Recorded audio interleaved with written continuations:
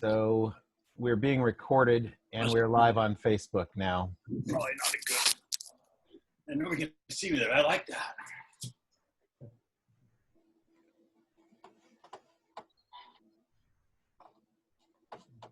Jeez.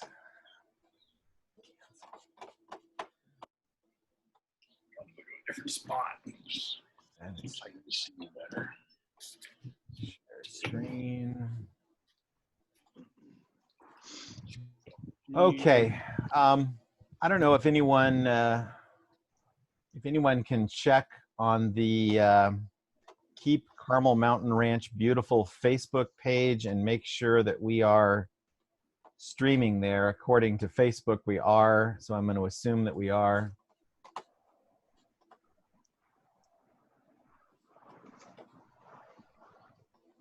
And I'm going to mute everybody.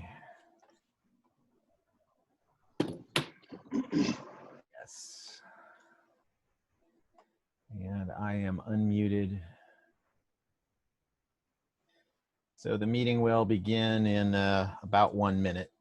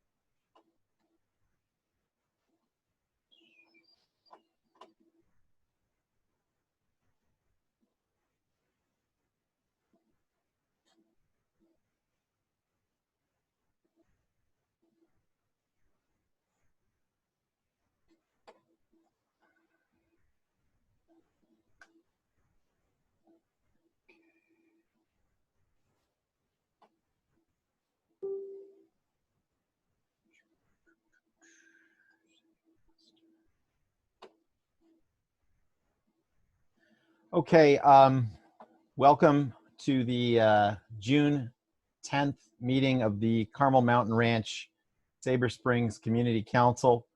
I'm your chairman, Eric Edelman, and I am calling the meeting to order at 6:30 p.m. Thank you for attending. And the meeting is being recorded, and we are live on Facebook. And I am monitoring both the participant window and the chat.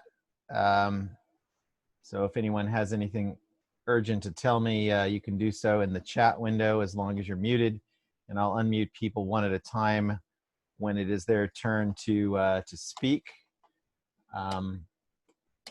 Just real quickly, meeting etiquette, I'm going to go over quickly. Again, all participants are muted until it's their turn to speak. I'm going to ask in a moment if there are any non-agenda public comments. In fact, I'll ask that now. So if you're going to have a non-agenda public comment, please do the virtual hand raise in Zoom.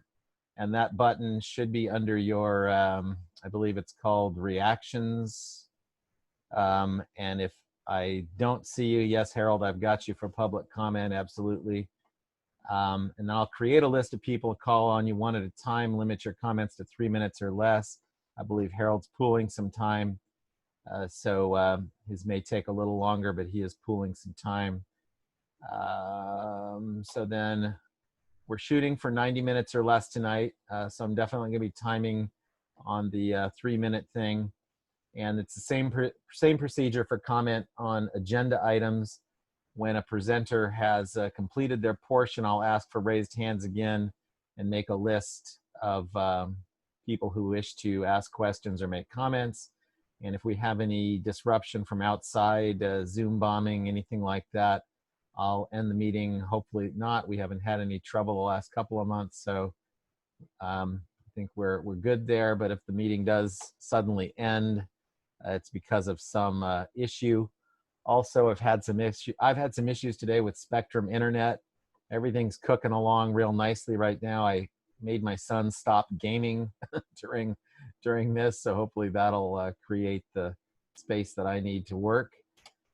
And then I'm going to first ask for a board member to raise their hand or enter in the comments that they wish to make a motion to approve the agenda for tonight's meeting. And we will do roll call here in a minute. Do I have a motion from a board member to, okay, John Schroeder makes a motion to approve tonight's agenda. Second from Dan Thompson. All those in favor of approving the agenda for tonight, please signify by either raising your hand or messaging in the chat there. Silva Salehi approves. Michelle Mullen approves. Dan Thompson approves. I approve. John Schroeder approves. Esther Berry approves.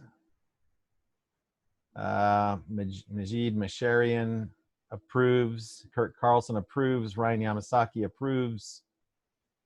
And let's see here. Mark Clark and John Chu have their hands raised in approval.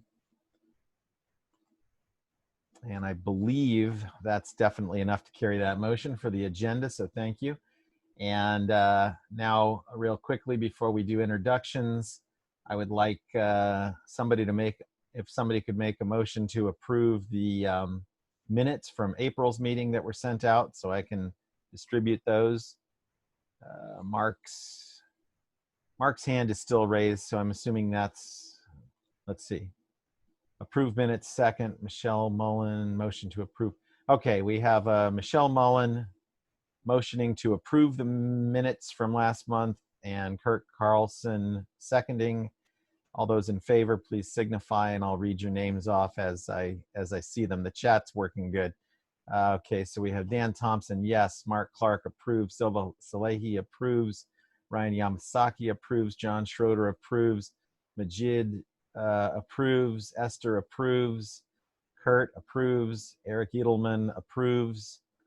Again, I think we have sufficient votes there to carry that motion. So with that little housekeeping out of the way, I'll move on to introduction of board members, and I'm going to go down the roster as I see it here on my screen. So give me 1 second to, I'm actually going to unmute you guys one at a time so that you can make a proper introduction. And I'm actually going to have to kind of cover the chat window for a minute. So I'll start. I am your chairman, Eric Edelman. I'm a business owner here in Carmel Mountain Ranch and a Carmel Mountain Ranch resident for 17 years. Let's see, I'm gonna find Esther. Esther, where did you go in this list? There she is. Why can't I unmute Esther? Esther, I can't seem to unmute you. Maybe just make an introduction in the chat, I guess.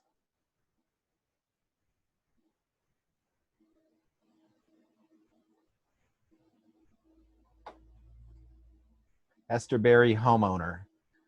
Thank you, Esther. Okay, so Ryan, I'm trying to unmute you, and for some reason, oh, there you go. You're unmuted, Ryan. Ryan Yamasaki, homeowner. Thank you, sir. Thank you. And let's see, now I'm going to do Dan. Where'd you go? Where is he in the list? Dan Thompson was here. There he is.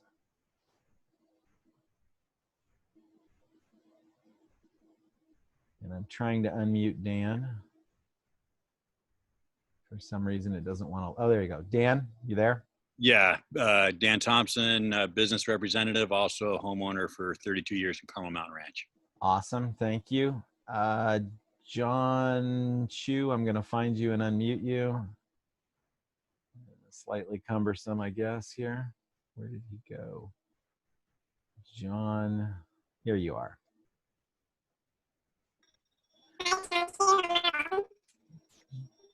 John, John, yes, I hear you, but your audio is garbled.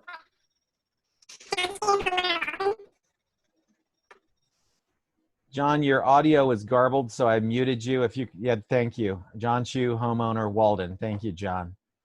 Rich Craigie, I'm going to find you and unmute you, although I don't know if Rich is here. Rich, if you're here, can you signify in the chat, please? Rich Craigie.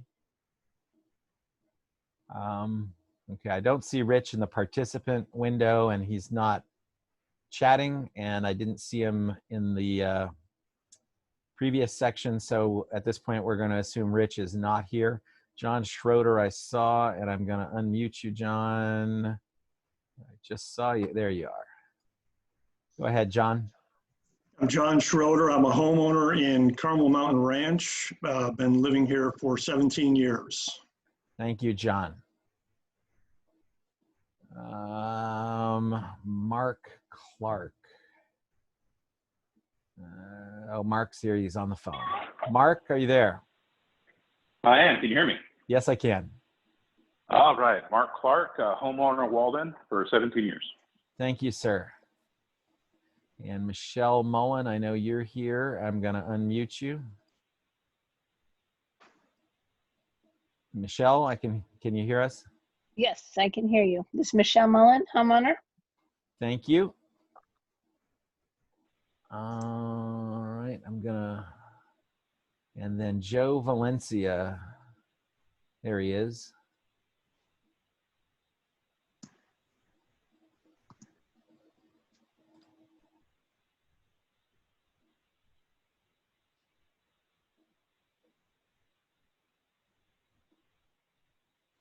Joe, I'm having some trouble unmuting you. Maybe, oh, there you are. Okay. Joe Valencia, homeowner, 14 years. Thank you, Joe. And then if you could go ahead and remute yourself, Joe. I lost you in the shuffle there. Kurt Carlson. Kurt. Hey everybody, Kurt Carlson, homeowner since 1986. Thank you, Kurt. And then Majid Moshirian. I hope I pronounced that correctly. I've been working on that, Majid, but I've probably butchered it once again. I'm looking for you to unmute. And I believe you're probably with Silva. So I'm going to unmute Silva and Majid.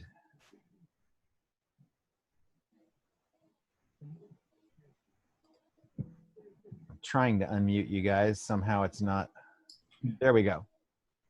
Majid Moshirian, homeowner, 27 years. Thank you. And Silva, are you there as well? Yes, Silva Salehi, business owner and homeowner for over 6 years. Awesome. All right. Thank you. And thank you folks for bearing with us through those introductions. I do believe it's important to get everyone on record via voice, as painful as that might be.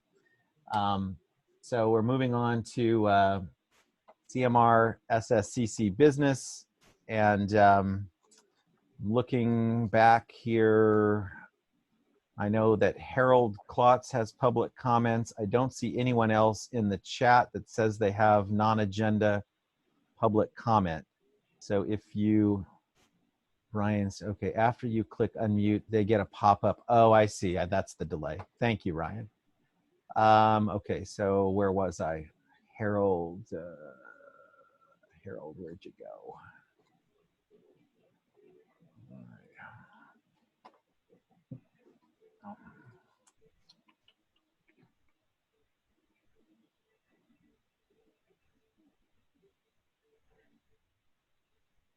I know Harold was in here, but Harold, are you still, if you're still there, Harold, please, yeah, confirm. All right.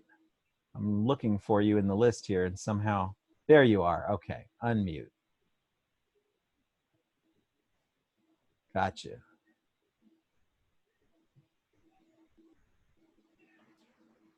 Hello. Hello, we hear you, Harold, and I believe you had a document you wanted me to put up at this point. Yeah, if you would, please. Yes, I'm going to stop sharing this, and I'm going to share your document here. Give me just a second. Just leave it on the first page. Oh, okay, good. All right, then I'm going to do a So much stuff on the screen. Okay, screen share. While Eric is looking at that, I seem to be obsessed with the 50-foot buffer stuff. And so, yeah, it looks like you're way down in the document. Oh, okay. Let me scroll up to the top for you. Yeah. So anyway, my comments are about the 50-foot buffers and the 15-foot buffers and how I've come to understand them a little better, and I've done some work here to help other people understand them. In particular, everybody pretty much started out thinking that the 50-foot buffer was it. It was going to be like all plants and landscaping, and I'm sure New Urban West wasn't going to stop us from believing that. But anyway, so there's a 15-foot buffer that in the design guidelines up to this point it said that it was a should. That's an optional thing. But in the latest set of cities reviews replies, they've requested that it be changed to shall. Where there's adjoining houses, there shall be a minimum of 15 feet landscaped. So it looks like we're going to get at least 15 feet. That's not as wonderful as it sounds. I looked it up, and a brand new 2019 Toyota Prius is exactly 15 feet long. So that's how much landscaping you might get in the worst case. So what I did was I went through all the plans, and there's two sections, the plans, the vesting tentative map at the beginning and the landscape and revegetation plan at the end for each hole gives you the areas that they're defining as the 50-foot and 15-foot buffers. On the first page, it didn't quite show up right, it doesn't look like, but you can see in the first illustration of the three across the middle of the page that the areas where, without any explanation, there is no landscaping designated, but you can find the 50-foot buffer and the 15-foot buffer lines. I've taken all the holes that have buildings on them and highlighted those segments. And the 15-foot buffer is wherever you see the tan color, and the 50-foot, the remaining parts of the 50-foot buffer, the remaining 35 feet, will be red if it's not designated for any landscaping. And what I've come to understand from looking at these documents is that if the area that you're examining has contour lines, which are the lines which in the grading plans go across to indicate the elevation at the various points. If those lines go straight out to the edge of the property, then that's flat line, flat land. And Kurt, if I've misinterpreted these and you know better, please correct me. But that's what I interpret it as. There are two other situations where, even though there's a red area, I feel like it's unlikely that they will end up having roads or parking in them because they're either sloped, which is in the middle situation. When you look at the contour lines in that middle illustration, they curve down, and that indicates that it's a slope, that edge is rounding off at that point. And then the third situation is where there's the proposed walking trail zigzags through an area. So if that's got a trail there, they're not going to put a parking spot right there. If I go to the second page, Eric. Yes. Okay, in the design guidelines, chapter 3, there's a section on the buffer and edge zones. In particular, they say new buildings will be set back from existing homes with a 50-foot setback buffer zone. And this is what they originally promised us. If you look really carefully at their wording, they're calling it a buffer zone, but technically it's they're treating it as a setback zone, which is how they address it a portion of the time. And they're saying rule number 14, they're saying it may include open space or landscaped areas and slopes. And then number 15, this is the crucial one. It says circulation elements such as aisles, driveways, parking areas, etc., may encroach for a maximum of 35% of the gross buffer area of the lot. So what I'm trying to show here on this page is how that all works. If you look at the left-hand illustration, you see there's 4 lots. This is for unit 2. On one side and the other side are these 50-foot AR1-1 lots, and those are the 50-foot buffer zones. At the top it says open space, and that's not one of the buffer zones.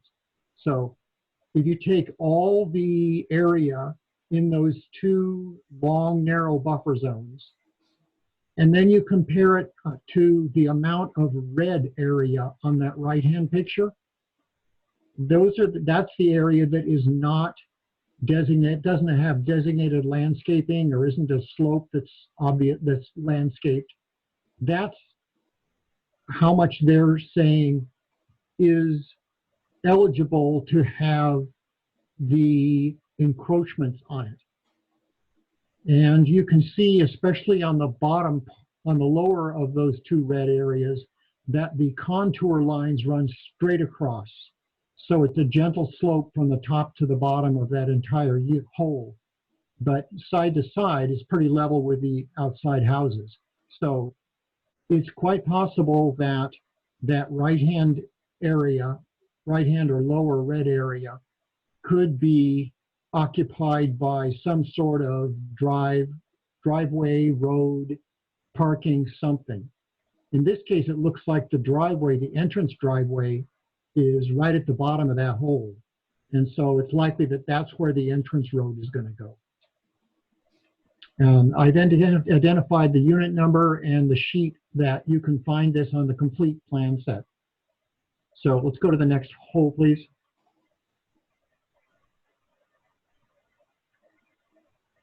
Then this page shows unit 1, and this is just more of the same type of thing. And I go all the way through all 12 or however many holes are populated, and that's in this document behind this.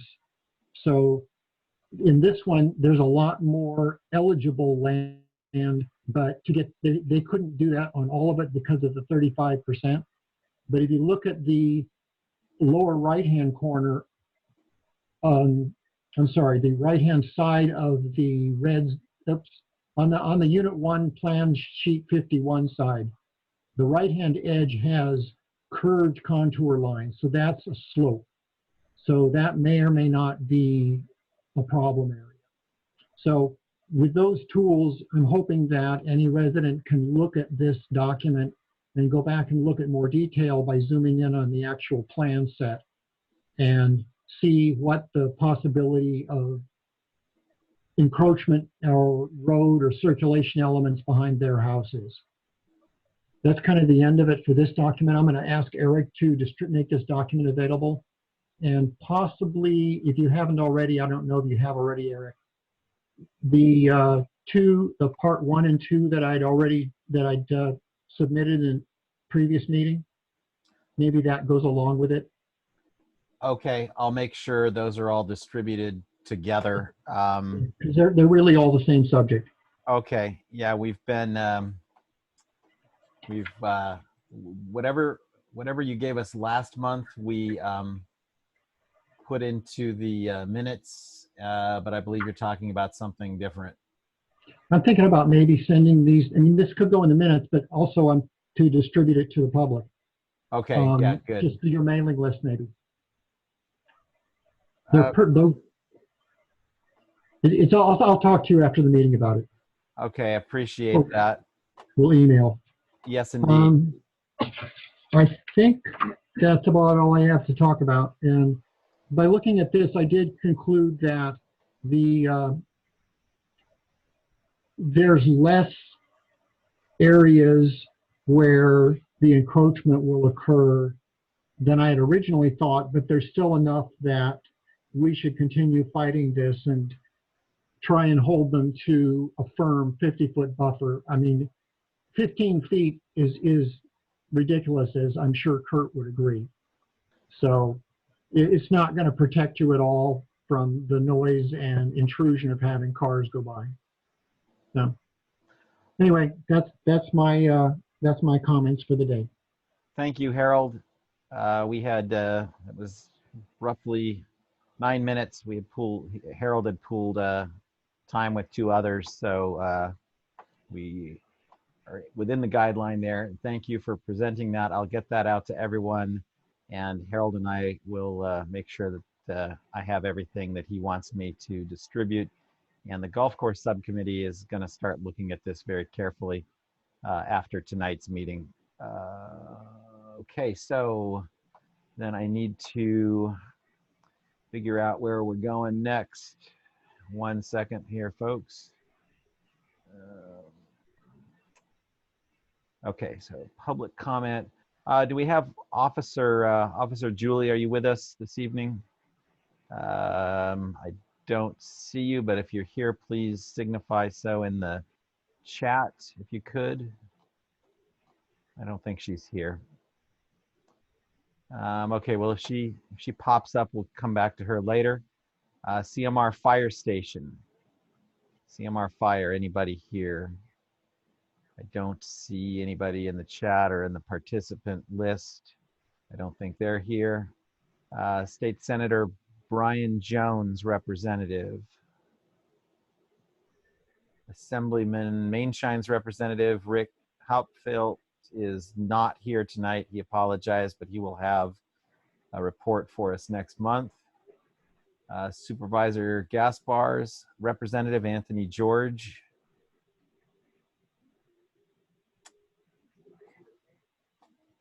Okay, not present. Councilman Kersey's representative, Mark Schaefer. Are you here? Mark Schaefer. I don't see you in the participant list, and I don't see, oh, no, there he is. He is here. I got it. Okay. You should have there you go. Okay, Mark. Okay. Hello. Hi. Good evening. Good evening. Okay, so first, just update on council. You've probably seen that they did approve the council of the city budget this week. Public testimony went to about 1 a.m. On Monday, so it was a long process, but they were able to get through it. More importantly, I think today a lot of the folks here will be interested in the code enforcement case ongoing with the former golf course. I'll go over a few points that Joe Zamello provided through code enforcement on. I'll just go through the items. These are concerns that people brought up and others. The restaurant operating and service takeout is permitted. I think I brought that up at the last meeting. Grading. The code enforcement observed no grading violations. The cell phone tower issue, the permits were issued for the cell tower work, and as of now, it should be completed. Standing water, mosquitoes, bug infestation. This has been brought to the county vector control. I'm going to be following up with Anthony George with the Supervisor Gaspar's office on that specific issue. The eucalyptus trees planting, they have a landscaper evaluating it on those plantings. Tree removal was not considered a violation by code enforcement. Overgrown weeds, which is probably the #1 concern. They have hired people to work on it. I know that they have been out there, but there's been some concern about the work they've done. I'm going to send kind of some emails. If you can send them to me, if you have any observed poor work done, you can send that to my email. And I can kind of send those over to code enforcement. And then the last one on the root trees growing under property line, that is considered a civil matter between the property owners. They will be doing a final inspection after June 22nd. I shouldn't say final, but they will be doing another inspection after June 22nd. And we'll see where they stand on fulfilling their obligations and follow up more. Thank you, Mark. Would you mind entering your email into the Yes. chat there? And then That's my next step. oh, thank you. Thank you.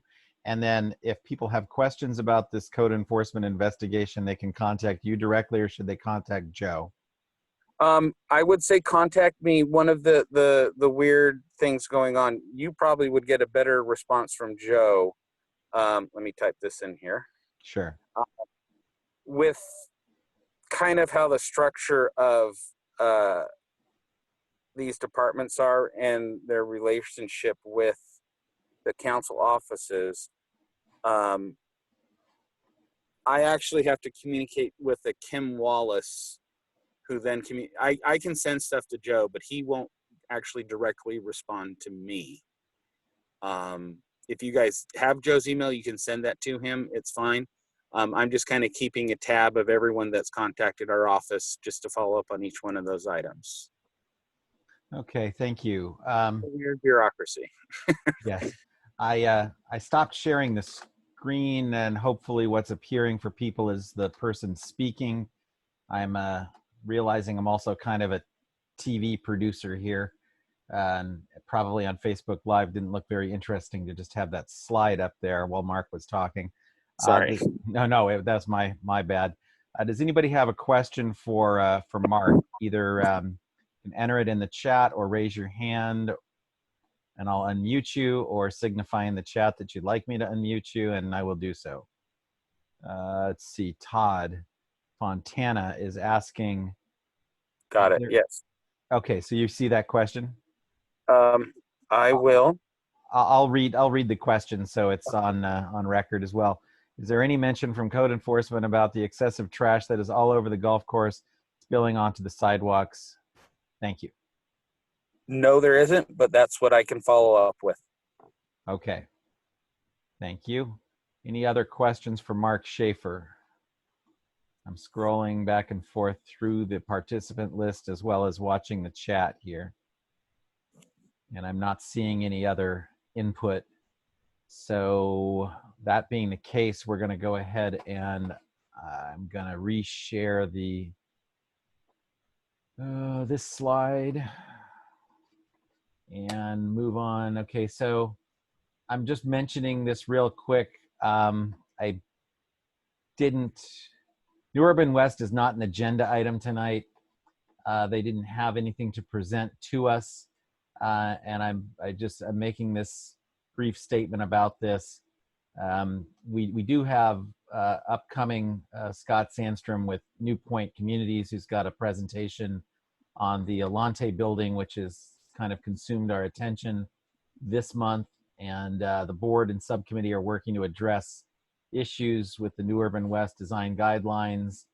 And we're going to have a subcommittee meeting later this month to discuss all this in more detail. Harold Klotz, a community member, has done a great deal of work on this, and we're going to take a look at all of that and address it to the appropriate people in the San Diego Planning Department to get back to us on those issues.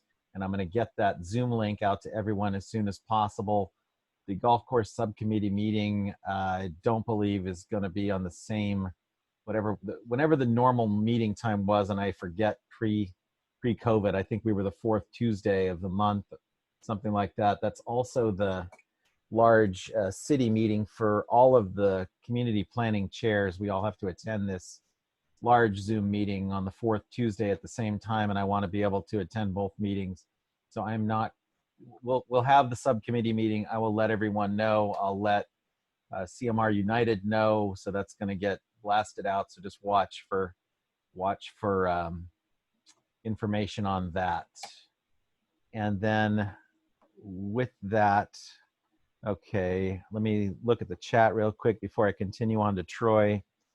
Okay, weeds were cut on the 10th hole, but only on the edges. Is that correct? That's, I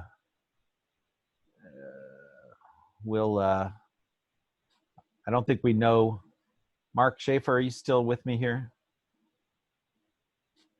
Maybe not. Anyway, I don't think we know the answer to John's question about weeds on the 10th hole on the edges. I think they're probably trying to get away with as little as possible, but code enforcement is coming back out on the 22nd to look at everything again. On the last code enforcement inspection, I asked to be present. I was not allowed to be present, but now that we're in a further along in these, it's okay, Mark. I think we're good. I'm hoping I can attend this next code enforcement inspection so that I can bring you more complete information on that. And then Mark Schaefer says, with regard to that question, send an email with photos and he can follow up. And says there are other residents who have sent photos to his office. So you can send the photos to Mark's email, which is in the chat. And if you need it again, I can provide it later. But at this point, I'm going to look in the participant window here for Troy. Where did he go? Wealth Analytics. Is that you, Troy, the one that says Wealth Analytics? I'm going to try unmuting that one and see.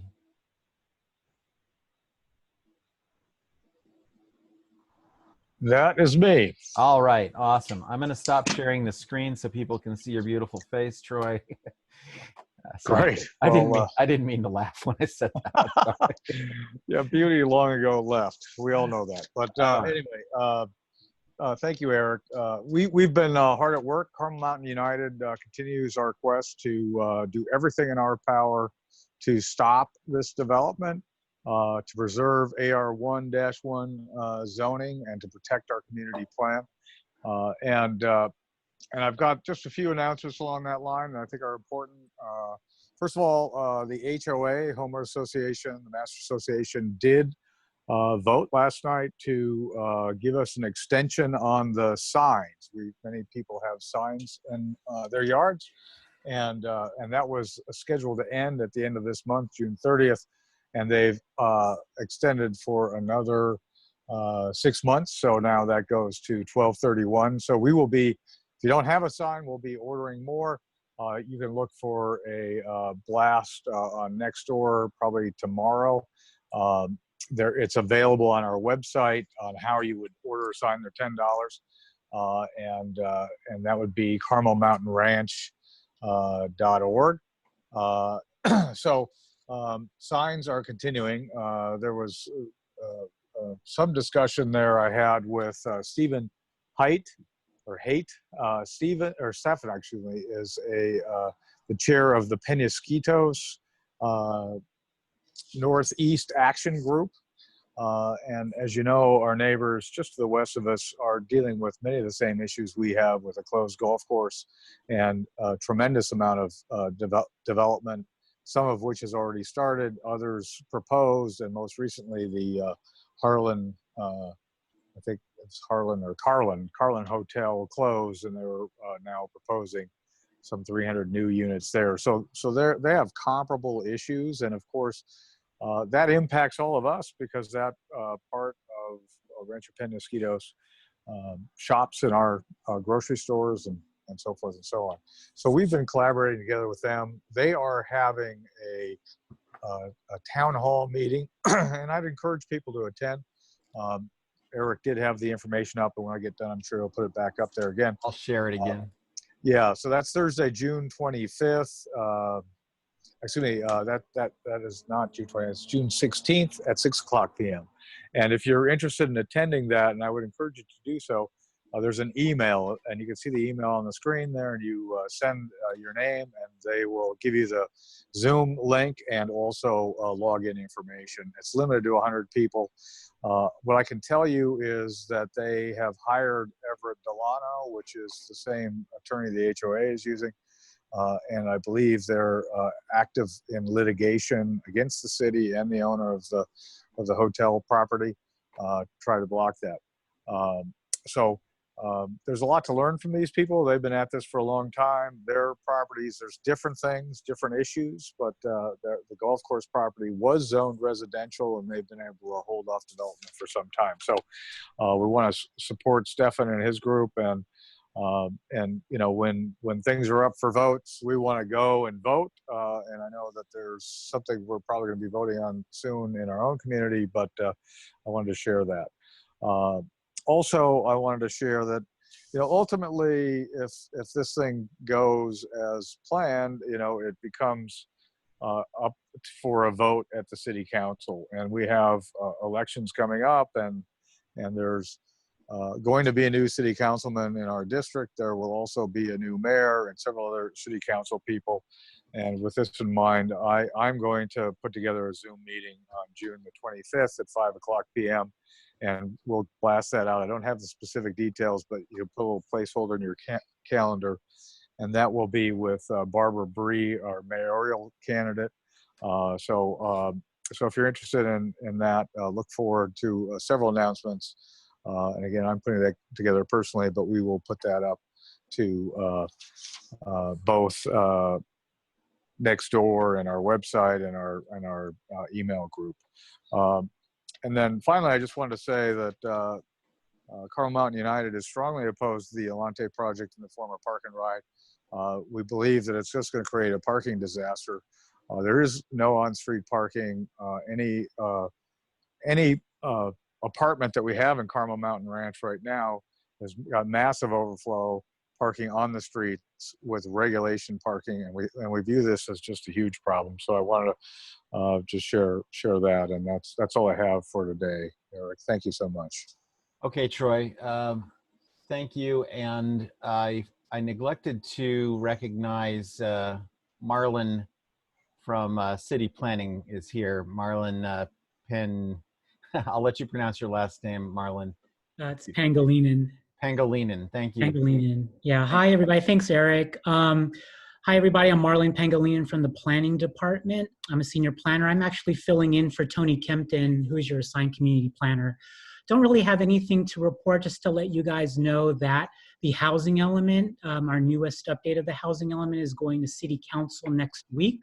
That's Tuesday, June 15th or June 16th. And as you know, the housing element is one of the elements in our city's general plan and is responsible for goals and policies for providing for our housing needs for the city and housing for all our income groups. So that's going to be at City Council, 9 o'clock, Tuesday, June 16th. Thank you. Thank you. And I should, okay, yeah, we'll go ahead and move on to our presenter here. 1 second. Let me just verify where I am in the agenda real quick, make sure I haven't left anything else out. Somehow I missed Marlon before. Oh, chairs. Yeah, no chairs report tonight.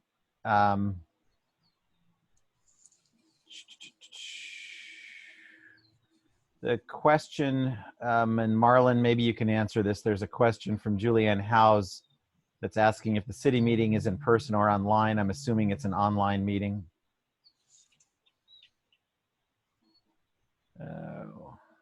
Marlon, maybe you could just answer in the chat if you could.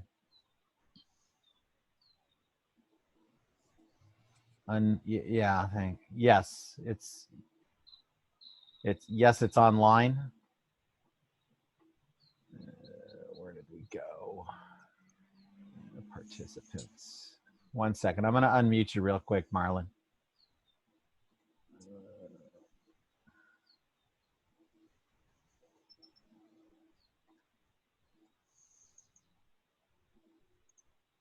Cool. Yes. Hi.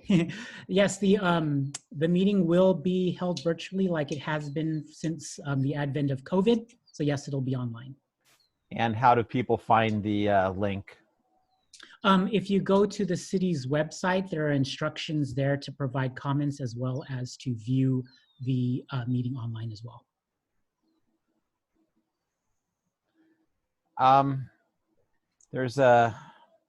There's a question here from Eric Spidel for you, Marlon, real quick.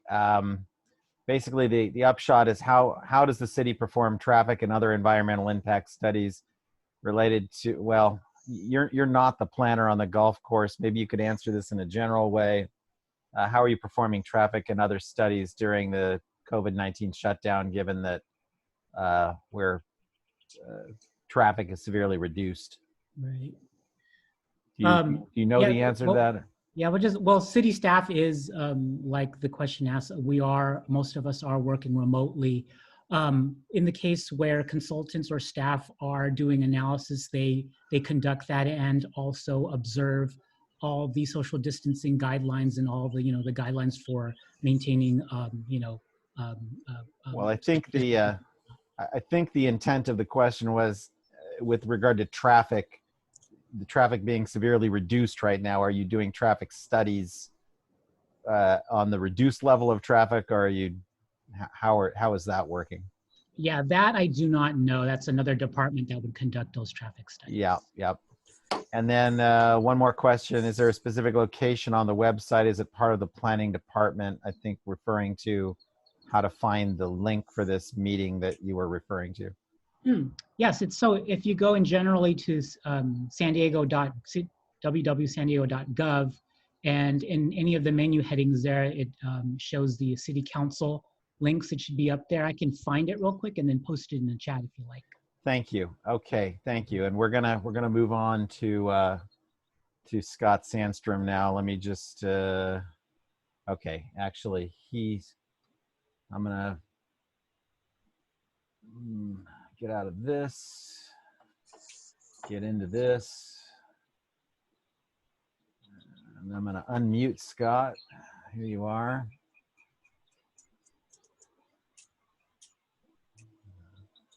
Good evening, Thank you. Scott. Thank you. And now I'm going to share the screen that you asked me to share.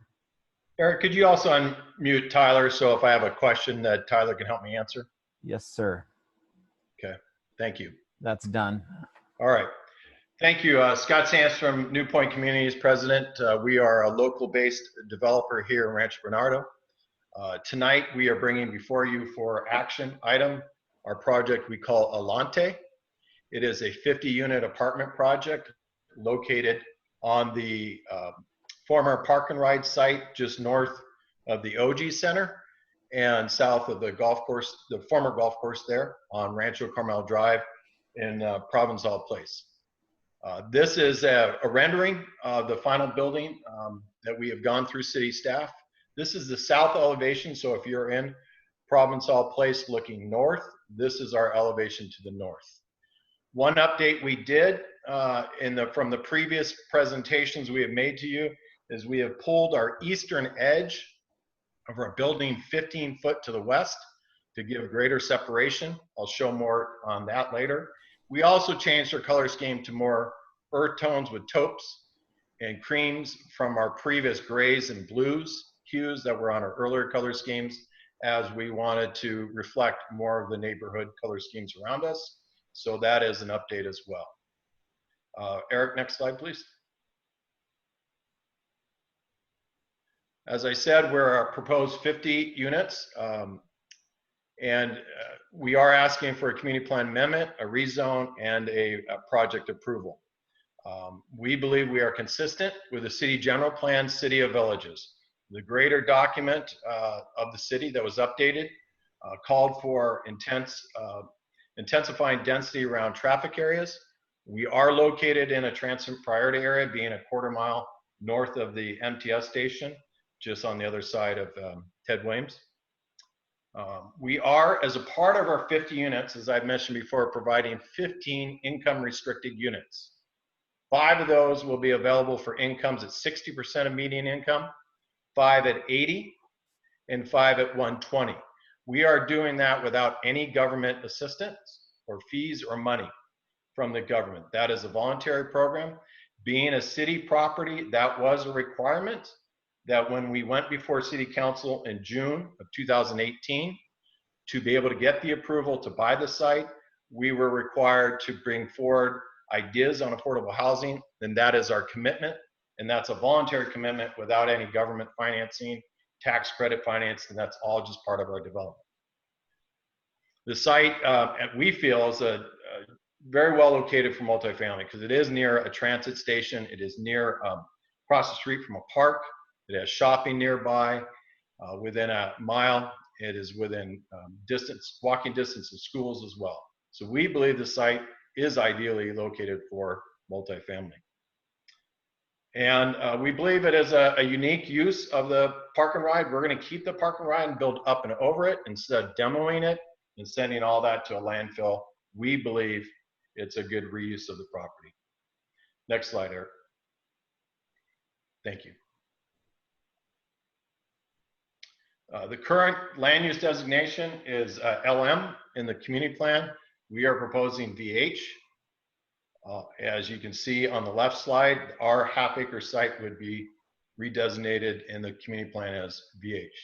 Next slide, please. The current zoning is RM1-2 over the site. We are proposing to change that to RM4-10 in our proposal. Next slide, Eric. This is a view from Rancho Carmel Drive looking east. You can see the entry to the parking garage that is there now. We would put a roll-up garage door on that for security. And you can see the trees that are part of our landscape plan. We are required to plant mature trees, which this is shown at its mature height between the 5 to 10 year growth cycle. They will get up to 30 to 45 feet to help soften the building edge. And those are a requirement in our development and on our landscape conceptual plan. Next slide, please. We did a rendering block. I apologize, we do not have the colors or the textures. I want to refer to the two-dimensional for that, but I thought it important to show where we pulled back our building as it relates to the edge of Provincetown Court. We pulled back the building, what we have called before in presentations the finger, the easternmost thin area of the parking garage. We pulled the building back from that so that we have better separation from the end unit at Provincetown Court, and that has increased the view shed from the last unit. But that is also showing the building's articulation. It doesn't do well in the 2D, so we thought by showing the building massing, you can see the ins and out. Keep in mind that we have textures of siding and stucco, variation of colors, as well as the movement in the building. This is a view, of course, looking to the northwest from Provincetown Court. Next slide, please. That would be the colors and the textures of different stucco colors and siding and other uses to help the architectural. So that's the color scheme. If you can imagine that over the blockout that we did for the 3D. Next slide. This is a view looking southward of the building from an angle over the former golf course. That's the view looking, and as you can see, the gap now between the building and Provincetown. Prior, we were up to the edge of the building, kind of creating a 90-degree view out that last unit. Now we're at 120 degree view from the unit. And that gives a relationship of the building heights next to us to our heights. Eric, next slide. That is the colored rendering view of that very same perspective, but on a 2-dimension. Next slide, Eric, please. As I mentioned, we're 50 units. It's 26 one-bedroom units starting at 585 square feet and 24 two-bedroom units at 823. The income restricted units are indistinguishable from the market rate units, so they are not any different in fit and finish and floor plans. So that's the 15 income restricted of the 50. This is a floor plan. The same four floor plans are essentially the same. And these are rental units. These would be for rent. They are not condos. Eric, next slide, please. What happened? Oh, this slide, Eric, this, I don't know what it didn't translate, I guess. This slide was to show a plan view of the site where we pull back the edge of the building out of the finger into, or the thumb into, I don't know what happened there, but it showed basically where the footprint of the building was moved westward. I think you can see it from the perspectives. Whoops, hang on. That was the one that showed plan view of base of the building footprint being moved 15 foot to the west. Let me see if I can, give me 1 second here, Scott. I'm going to see if I can find that because I had to translate your PowerPoint into. That's all right, Eric. We can, why don't I finish up? Maybe while I questions, you can see if you can find it. Cool.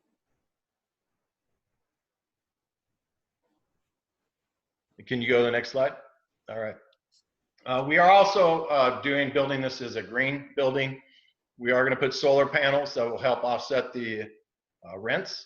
We do have, in addition to 58 parking spaces, 22 bicycle spaces and 5 motorcycle parking spaces. We are doing low flow plumbing, LED lighting, including 2 EV auto charging stations as well to encourage electrical vehicles. We will be posting the transit and rideshare information in our common area for our tenants. And we are utilizing the existing structure instead of demoing that thing and send it to the landfill. We also have community lockers for Amazon and other delivery services that can be utilized by the tenants. And one of the floor plans that I showed, we do have a common area, indoor outdoor area, and part of the indoor area is workspace area with high-speed internet and tables that people can work from home in the common area. And that was the area from one of the perspectives, maybe we'll get back there during the questions, that I could show. It's a balcony up on the 2nd level overlooking Provincetown Court where the indoor co-working space exists. Next slide. All right, this is again the view from Provincetown Court looking north of our units. And I am available for questions, Eric. Okay, 1 second.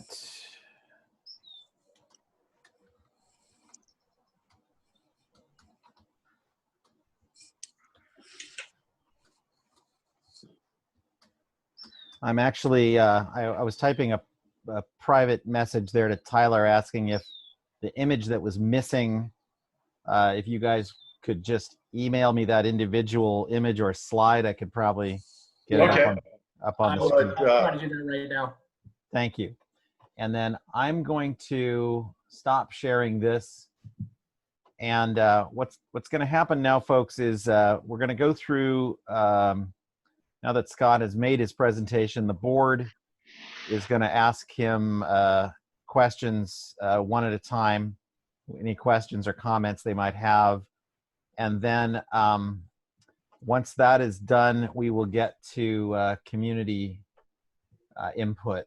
So I'm moving some stuff around on my screen here to make this a little easier for me. Bear with me. Okay, so I'm going to just, I'm going to defer my own questions in deference to others for now. Esther Berry, do you have any comments or questions that you'd like to address? I can unmute you if I can find you. Just, I guess, Esther, if you could signify in the chat if you have anything right now or if you're going to pass. Where did Esther go? Oh, there she is. I just emailed it to you, Eric. Thank you. Thank you. I'm not sure.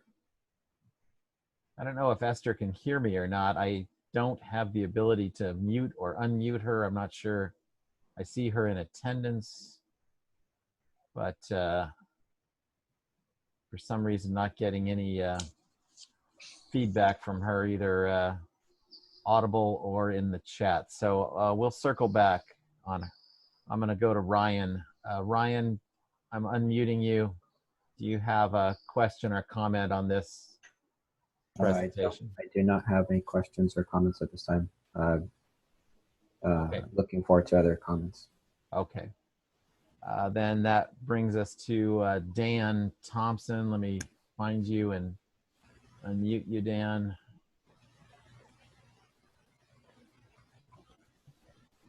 Where did he go? Okay. Here he is.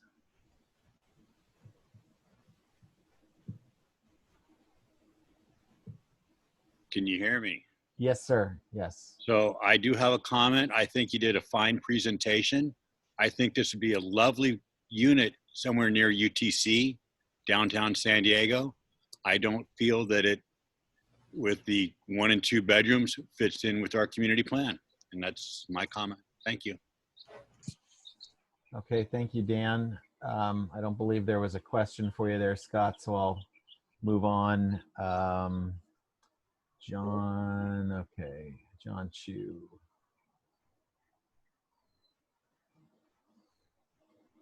Yes, Brian, I know, I see you, you will have some questions.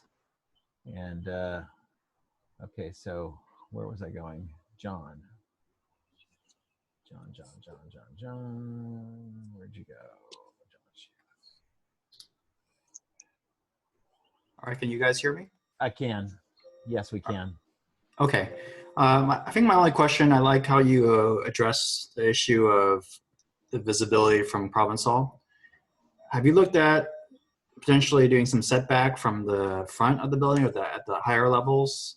Because the view, or not the view, but from the sidewalk on the west side, it's a pretty severe, you know, it goes from nothing to 80 feet, right, 76 feet. It's a pretty significant, you know, height there from the front. Eric, if you could, well, let me answer it and see if we can go to the modeling. The 76 feet is actually measured from the subterranean garage. From the sidewalk, it's 69 feet and 6 inches. Still significant. I'm not gonna, but that is part of the urban design, and because of the garage where it is, and the foundation we have to deal with of the existing parking garage, we were not able to step back the building because we are doing a perimeter around the park and ride in order to create the steel structure that we would frame above. So we needed to be there on the perimeter, and the zoning allowed that kind of use and encourages more of that vertical towards major arteries versus what we tried to do is step it back in the back towards the residents. So we did look at it, but we felt with the dealing with the existing structure, we had to deal with that, and that's what we came up with. Okay. I'm gonna find Rich. John Chu says, thank you. Rich, here he is. Rich, can you hear? Yes. Okay, good. You're here. So your turn. I think most of my comments are going to come up from other folks. I just want to say that looking at it, it looks very nice. I mean, I would, you know, even like living in something like that, but it's so far out of what we have in our community right now. It doesn't make any sense in that location. It's just huge. It's huge compared to anything we have. And I mean, I would love to see the same thing, but smaller, more fitting for our community. But as it stands now, I don't like it. Okay. John. Looking for John here.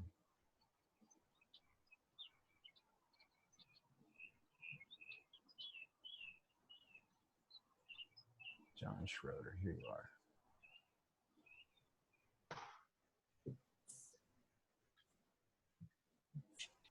There we go. John? Okay, can you hear me? Yes. Okay, great. I really don't have a question for Scott, but I have several comments to make considering we're going to be asked to vote on this project tonight. I have to recall when we voted against the initiation of this project, we were asked to whether it met 3 requirements to initiate the project. And the first one was, is it consistent with the general plan and the community plan? And I didn't feel like it was. I don't think this location is really a mixed-use location. It's really not very walkable. Scott mentioned the grocery stores are about a mile away. That's kind of a haul to carry your groceries. Walking to the transit center, that's really not a major transit center. It's more of a commuter transit center, a place where you park your car and hop on the bus. And as far as the community plan goes, it's really, like a few other people have mentioned, way out of scale with the neighborhood. You know, we're going from, I believe it was low medium residential to VH, which stands for very high density residential. And we don't have anything like that here in Carmel Mountain. The highest building we have is the Jefferson Apartments, which is 40 feet, and this building exceeds 70 feet. So it just doesn't fit in from that perspective, in my opinion. The second one was, does it provide additional benefit to the community? And I don't feel it does. I feel that it is detrimental to the community.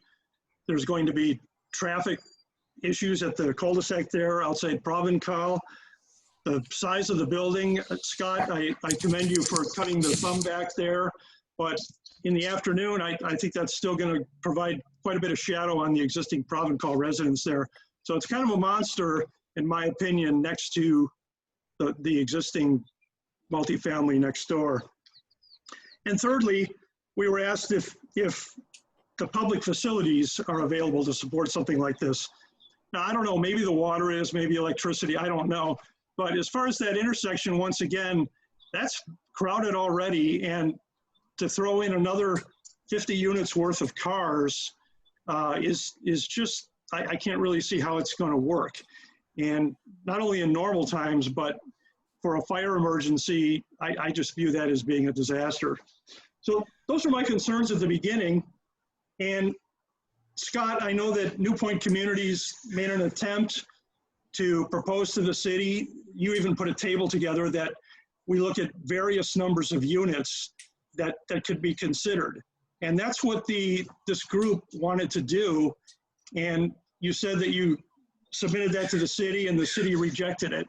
So that's disappointing to me, but so we never got an opportunity to talk about less units, negotiate less units, look at something that the community might feel a little more comfortable with. So it's sad, it's disappointing that didn't happen. I know you tried, Scott, but you said the city rejected it. So right now, in what I see is nothing's changed. Nothing substantial has changed for me to reach my my conclusion tonight. So I cannot support this project. It's the same as generally as it was at the beginning, and I just don't think it fits in our community. That concludes my remarks. Okay, John, thank you. I'm going to go back. I'm going to go back to Esther real quick because she did have a question, but is not joined with audio. So I'm going to ask her question for her. This is a question from Esther Berry. Is there a rendering of what the building will actually look like with the condos behind it? The drawing looks much wider than what that space actually looks like in person, current condos. Do we have something like that, Scott? The rendering we showed you is what we have right now, Eric, is that it is representative of the heights of the buildings and there is a gap. And that's what I have right now, what we rendered to try to answer that question. Okay. So I think the three-dimensional rendering we showed is accurate. And to John's point, he did bring up Jefferson, that is also 4-story. They are within, on our eastern edge, we are just under 50 feet. Jefferson is 44 at its maximum to its peak. So we're within 6 feet of the Jefferson on the eastern end of our building. Yes, we are higher on the western side, But as we go towards the residential, we are 4-story above grade, and we are within, I think, close distance what the height of what Jefferson is. So I don't believe we're as precedent setting as indicated. So that's my feedback. Okay. John, Mark Clark, and Kurt, I see your question, and I'm going to get to you. Mark Clark. Can you hear me? Can you hear me now? Yes, I can. All right. Yeah, I'm not going to say too much. My comments would echo most of other people's. Looks like a lovely plan. It just doesn't feel like it fits in this community. It feels kind of like you're trying to put monster tires on a Prius. It just doesn't fit this community. And you can wordsmith all you want about this height on this side and that height on that side. You know, over 70 feet is over 70 feet. That is going to be a monstrosity as you enter into our community, coming down Ted Williams Parkway, coming into our community. You look to the left, and there's just going to be this massive building that's going to be the face of our community, coming into our community that direction. And I just don't think it fits into the community plan. Thank you. That's all I have to say. Okay, Mark. Scott, you have any opportunity to feedback on that, or not? I don't know if that was a question. Right. Okay. I'm looking for Michelle here. Hang on a second. And folks, we're probably going over tonight. I'm almost certain we're going over tonight, just so everybody knows. And you know, if you want to go grab a muffin or something. Okay, Michelle. Okay. Michelle, you're yes, I hear you. Yes, good. So I wanted to know if there was any change to the amount of parking spaces since the last time that we spoke of this. We were required to do an ADA van parking that did eliminate 1 parking spot, so our total went down. My recollection is 1 unit because of the width and the turning radius. I can put a written response back to Eric, but we did have a reduction because of, I think it was the turnaround of the ADA van. Okay, and is there any change, or have you given any further thought to where the overflow parking for this building is going to be or go? We believe we can manage the 58 units we have with our existing tenants. That is a requirement of their lease that they have to park on site. So we do believe we can manage that without difficulty. We have talked to the adjacent commercial center, assured them that we will be monitoring and requiring our tenants to park within our structure. Okay, thank you.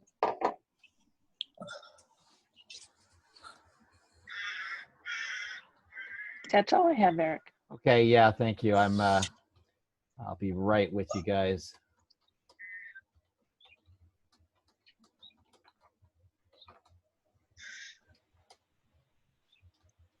Okay, all right, so then Joe Valencia. Joe, I'm unmuting you.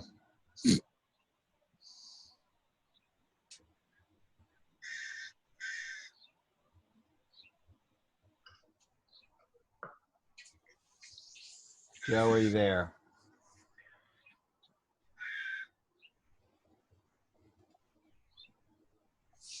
Joe, if you're there, please answer in the chat. You're not unmuting for some reason, which might mean that you're away from the screen at the moment. Are you hearing me now? Yeah, there you are. There you are. Go ahead, Okay. sir. Don, it's Joe Valencia. I only have 3 items that I'd like to ask you. First is the parking. What you have provided is like 58 out of the 50 units. Is that acceptable to the city's requirement criteria? Yes. That's a little bit low to me because usually there's like 2 cars per resident. So if that's 50, you got 50, maybe 100 would be the number that we're looking at. And number 2 is the traffic study. Has a traffic study been done already regarding the effect to the traffic, being that we're adding like 58 cars? Yes, we did perform a traffic study. I know we provided to Eric and Brian on the subcommittee. The level of service for the intersections that we impact have not changed. They're all at the same current level of service. Keep in mind, it was an active park and ride, so there were trips in and out that were counted in our traffic count. And we believe that, and the city believes and concurs with our traffic report and our traffic engineer, that we can mitigate our impacts without a level of service change of any of the intersections. And that will be in the, that is in the report. Okay. Yeah, and the last one is the concern about the environment. You provided a rendering, and I know you've shown some effect to the heights of the building and the other adjacent properties, but it's not really clear to me on the renderings on what's the immediate effect to the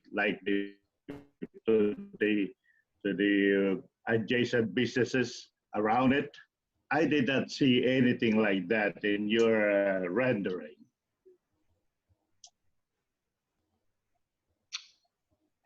I believe the 3-dimensional renderings did show the adjacent buildings. I'm not sure how to answer that. I did not see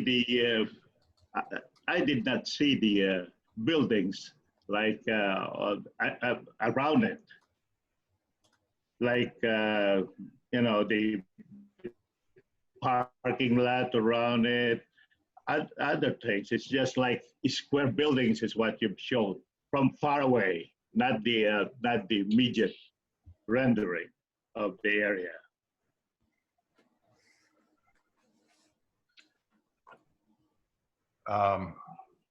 Again, we had 2 3D perspectives that I thought were doing our best to demonstrate where the buildings adjacent to us were and what the view sheds were.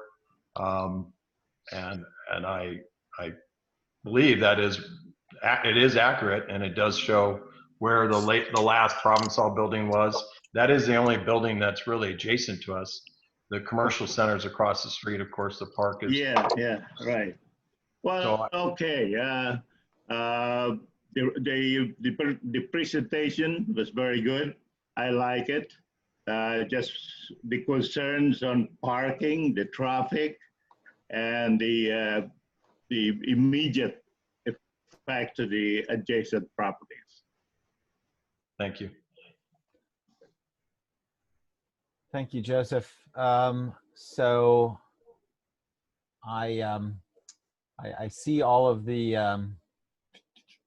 I see all the questions in the chat, and we'll get to all those as soon as we're through the board members. Going back to Esther real quick, her comment elaborating on the first comment is the drawings don't look like they give a true perspective as to just how obtrusive the building is and how tight the area is.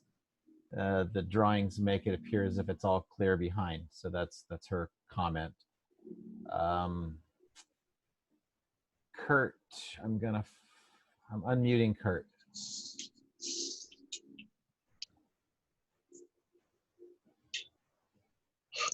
Okay. I think I hear you. There you are. Hi, Scott. Well, I think you did a good job in the presentation. But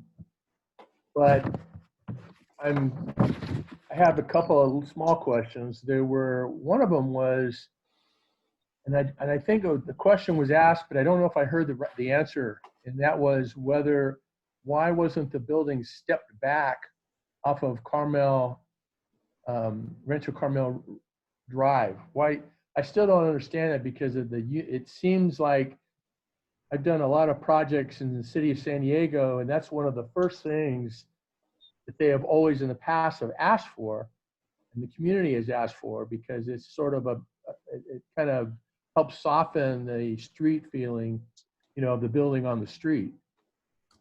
And so like starting from 2 stories, and when I know you say you're using the garage, but then, you could still, set it back, start at 2, go to 3, go to 4, rather than do just a big block wall of the building. That's, that's really nothing like we don't have anything like this in Carmel Mountain Ranch. And I don't think it even, to compare it with Jefferson, is not really fair, because Jefferson has a lot more of the sides of that development have a lot of very nice landscaped areas that do help soften it. That was one issue I had, and I don't know if you can provide an answer. You show some very nice rendered trees in front of your building. They're 35 to 40 feet. What were those trees? What kind of trees did you say they were, or did you? Yeah, they're on our landscape conceptual. Let me answer your first question. What we chose is the step back. If you recall the 3-dimensional modeling from Provençal, that is where we have stepped back the building in 1, 2, and 3, and 4 stories. So we chose to put the presence to the longest elevation, which is our west to east elevation, to do the step back. The narrowest elevation on Rancho Carmel Drive is where we chose to go vertical so that we could step back on the longest elevation, the one that people will be driving in to the neighborhood and seeing. And we can go back to that rendering, you can see the step backs. So that's where we chose to step it back. The long side, not the short side. And then I can get you the species on the landscape conceptual if you give me a second. The angle, unfortunately, that most people are going to see in the community are going to be from the south and the north as they approach, that building. And having it just come right up to the street like that just seems a little bit much. I've never really appreciated that layout. The concerns I have, besides the height and the 70 feet, again, as John Schroeder had mentioned earlier, it's really way over and above the height that we have anything like that in Carmel Mountain. I think the density versus the parking doesn't work, because I think we're going to get a lot of overflow. I know you've talked to the commercial people next door, but there's also a park next door, and that park gets a lot of use. There's a lot of programming that's utilized throughout the year, before COVID, that is. Hopefully we'll get that back. But I think it's going to be a lot of conflicts with a lot of the night games. Those fields we have a rec center that's used at night. The ball fields are used at night. They're well lit. I think it's foolish to think that you're going to have 1 unit or 1 car per unit. I don't think that's going to work. And I think that's going to create in its own self traffic conflicts that haven't really been thought out. And I think that doing the traffic study and comparing it as it's being used as a park and ride is not a true hit, because it does get used, but not that much. So I'm sort of confused about how the traffic study would really even think about using the park and ride. Let's see, what else did I have? I feel I like the truck tires on a Prius. I was just going to say shoving a square peg in a round hole. I think that this project would look good someplace else, but not shoved up right on the streetscape that that we have in a master plan community that's really fought hard to create some visual cues and view corridors that this is severely blocking. So that's about all I have. What was that tree? Okay, there are 3 of them. They're Brisbane boxes, Lion's leaf, Yellowwood, and a yew pine. They're all 24X box trees. Okay. Thank you. I do, Scott, I have the footprint image that Tyler sent, and I can put it up on the screen when you feel that might be useful. So let's get to the, let's round out the board comments, and then I'll pop that up there, and you can make any comments that you had planned to make regarding that particular slide that wasn't showing up. Majid and Silva are together, so I'm going to unmute them and allow them to comment. Where did they go?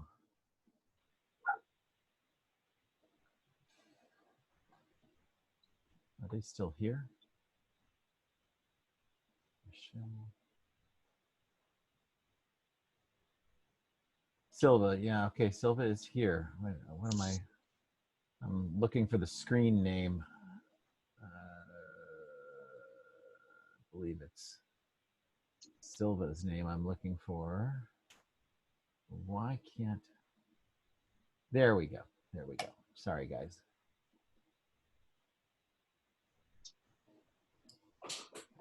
Hi, Scott. Can you hear me? Yes. Yes.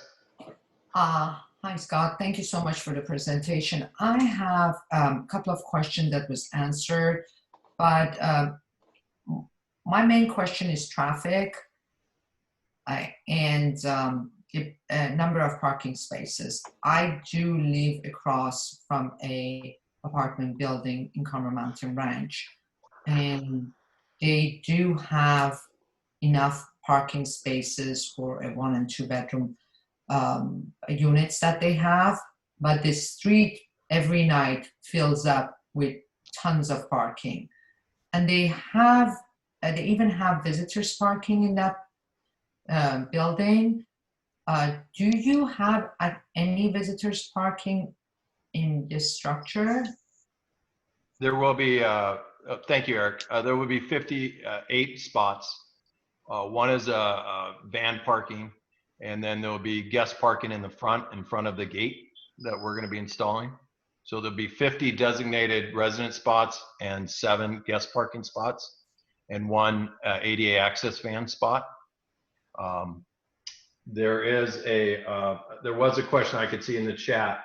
The compact, there are, let's see, there are 31 compact and 28 full-size standards of the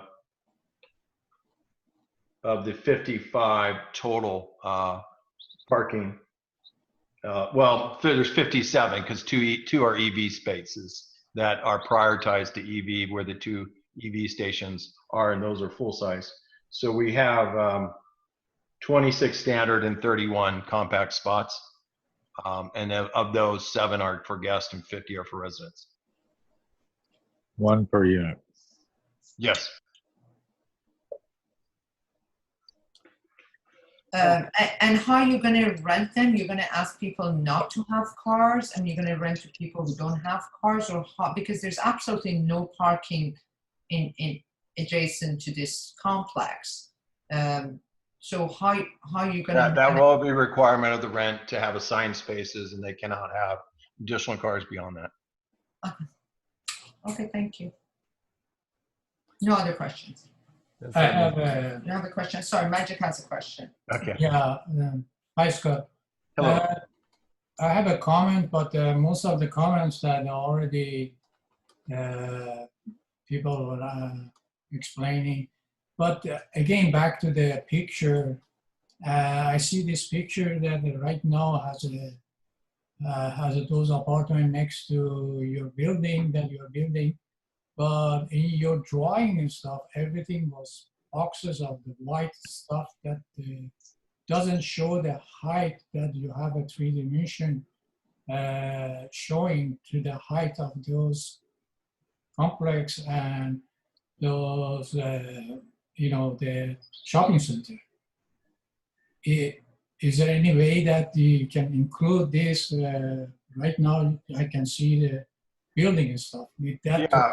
and then Maybe Eric can go back to one of our elevations just before we move on. This was that last slide was representation of the building footprint in brown as it is today. And the yellow was the area that we moved back to 15 feet to increase the view shed. Eric, do you mind just putting that up for a second more? Oh, yeah, sure. Sorry. Sorry. Thank you. Hang on. I was getting ahead of you. Yeah. Thank you. I know I did ask you to go back the elevation. We can discuss the corners. That's okay. Hang on. So the feedback we got at some of the subcommittees was concern about the blockage of so you'll see in the yellow, that's the area we slid back our building. Our building now is in the brown footprint. Previously, what we presented was in the yellow. So we've pulled back the building to open up the view shed and we're showing that arrow coming out of the balcony, the 2-story balcony. So it did widen that view shed.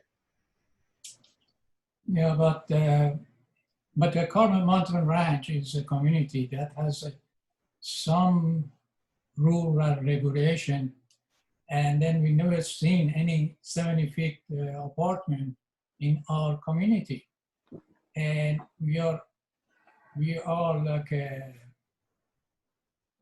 it looks like it's strange, something that coming and then like not in our society like that. It's No, like not designed like this. You can look at it as a third world country that they come and then build a high-rise building in the 1 stories community, the 2 stories community. So to me, it's just doesn't match. It's very beautiful as they say, you know, nice presentation, but the height is not acceptable based on our community design that we have. We never seen this in our area. Anyway, that's my comment. Thank you, Majid. Scott, do you want me to stop Yeah, sharing? why don't you go back to if you could, to the 3-dimensional rendering from Provencal Place, looking north. Yeah, hang on 1 second. Let me find that. I think that does a better idea of the building itself, the 3-dimensional view versus the 2-dimension. So the one where we're looking from Provencal back to the looking west, north at the building. Northwest or whatever. Okay, yeah, hang on here. I'm gonna share that screen. Okay. Yeah, that is it. Now, again, that doesn't have the textures of the concrete. It looks concrete, but it's not. It's stucco and wood siding and browns and taupes and earth colors. But it does show the step back that I mentioned earlier, where we did have a step back of 1-story and 2-story to the 3-story on our longest plane. On the easternmost edge, the one closest to the condominium at Provencal, we are at 50 feet there. And then on the western end, we are at 70 from the sidewalk at Rancho Carmel Drive. We're at 70, approximately 70 feet, within 6 inches, plus or minus. I think it's 69.5, but the rendering says 70.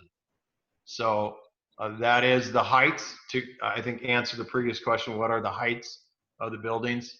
And the being is that the cul-de-sac obviously raises in elevation. The park and ride remains level. So our actually first floor is down below our adjacent grade. And that's why there's a 20-foot difference as you go from the west to the east. Okay.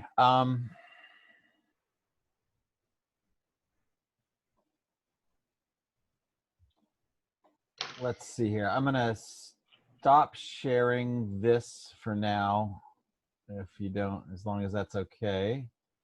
And then I believe that's everyone on the board has had an opportunity to say something. I know that Brian Hollingsworth is our subcommittee chairman and community member and homeowner. who was our subcommittee chairman on this project, and I want to give him the opportunity to ask some questions. Brian, I'm going to find you here, man. Hang on. Here you go. Unmute. All right. Thanks, Eric. And thanks, Scott, for the presentation. So the first question I have is what's the timeline with the city? Like, kind of where are you at in the cycle, and what are next steps after this meeting? We would be going to Planning Commission sometime in July, and then City Council probably late July, sometime August, September. It depends on docketing. We don't control that. We're trying to shoot for July Planning Commission, and then the next available City Council meeting after that. When will that date be known? When they publish the agenda for Planning Commission, we kind of know when you guys know. Okay, so it could be like just a few days. So I mean, they're trying, yeah. But it is a little different world with COVID and the Zoom meetings. So they are taking more time to prep. I used to be able to give you certainty. I can't now. My guess is sometime in July. Okay. But keep an eye on the postings of the Planning Commission agenda. You literally will know when I know. Got it. Okay. So what I wanted to do was just share a few documents with the greater group. Oh, Eric, I need you to enable screen sharing. Let me see how I can do that. Otherwise, this is going to be not work well. It looks like the best I could probably do, Brian, is make you a host. Yep, that'll work. Or you could email it to me. That's too much stuff. I have it like all laid out. All right. Well, I'm gonna make you host for a minute here. Bearing in mind our time at this point, do what you can. Yeah. And then please indicate when you're ready to have me take it back. And I think, yeah, I'm gonna. Okay. Well. Yes. All right. So you should have the ability to share a screen now, I think. Yeah, so I am labeled as host, and the recording is still happening. Okay, so you see a staff report? Yes. Okay, so I just wanted to quickly kind of run through the history for folks who might not be up to speed on this project. So the park and ride went up for sale for quite a long time, and there were a lot of different people who were asked to bid on it. And at the end, there were really only 2 bidders. And this is the city staff report from June 21st, 2018. This is downloadable from the city to get the information. And if I scroll down a little bit, it talks a lot about the whole kind of history of the project and how they tried to sell it and whatnot. And at the end of the day, there were 2 offers, buyer 1 with 2 options and buyer 2 with 1 option. And as you can see, buyer 1, we're both going within 16, which is within the RM12, the current zone, which, so they were not asking for any sort of amendment. And then there was buyer 2, which is the project that we're talking about today, which had more affordable units, which the committee found to be attractive. And so they thought, okay, let's go ahead and do that. The question I had, Scott, this is a question for you, is this talks about the offer being not contingent on the proposed rezone. Can you clarify if this is contingent or not contingent? Our purchase agreement allows us to close escrow after the approvals, or choose not to close escrow. Okay, so if it ends up not being, if the zoning change doesn't happen, got it, there's an out. Okay, so the next document that I had was this one. And so somebody had mentioned earlier that when the first time we heard about this project, I'd say was in the, let's see, this report was from June 2018. So in the fall of 2018, Scott came in and said that, we're going to build this, we want to build this building on top of the park and ride. And everybody said, whoa, that's totally out of character with the neighborhood. And so, that feedback was taken back to the real estate department to ask for the sliding scale. right? And the sliding scale, oh, well, sorry, let me back up. Once this happened on June 21st, there was a resolution that was written, and the resolution that was written said that the lot could be sold that had at least 5 units that would be income restricted, and then, or if the buyer is able to rezone, can do more, which is basically the 45. And This so was that's coming from documented. city council, Brian? Is that what you're saying?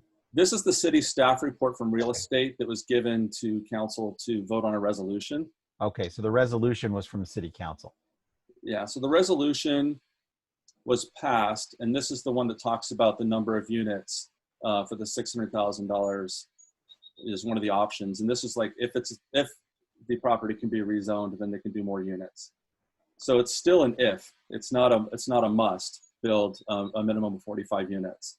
So that's kind of the point that I want to draw here.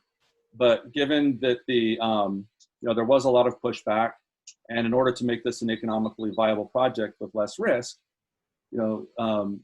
Scott had presented this table to real estate in hopes that this could get on to have the resolution changed. And that's what the report here talks about doing. We discussed this in the subcommittee meetings, and at the end of the day, it didn't make it past staff to get the resolution changed. So the resolution is still the resolution. And this is in February. And so then there was a planning commission hearing that happened in, I want to say it was in August. Let's see, where'd that letter go? What happens when I have too many things open? Well, I'll just bring up the Word version. Here we go.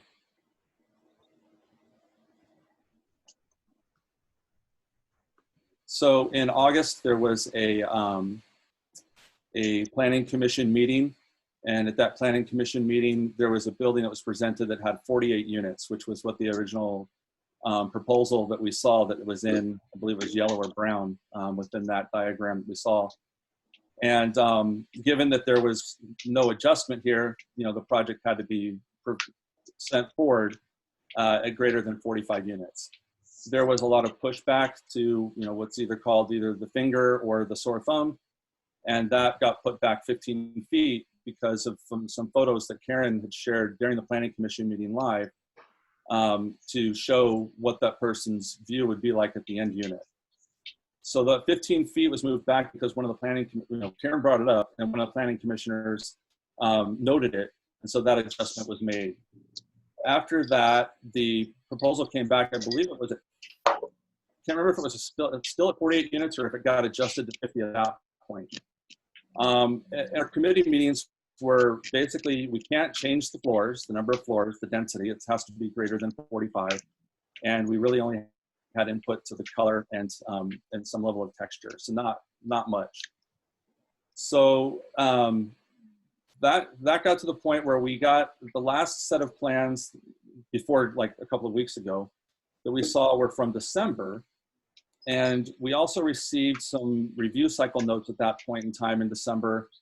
And then after some asking, we got some additional review cycle notes from the city in February, if I can find those. Here we go.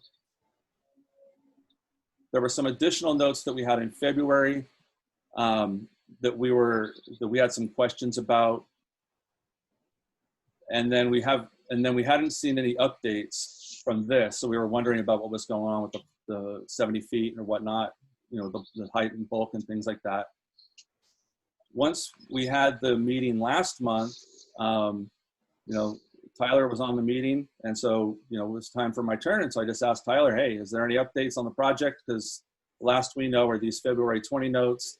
And at that point, all we had was the December plans. So thank you for sending the new set of plans, which I have copies of here. And regarding the plans, my understanding is that these are copywritten. And so we have not shared these publicly. I mean, the people who received the link for it have it. But it's difficult with the library being closed for us to make these accessible for people to review themselves. So is there any way that these could be shared out with the community? Brian, we will comply with what the city requirements are for publication of the documents. That's all, we shared them with you. You can share them with the board. We said that.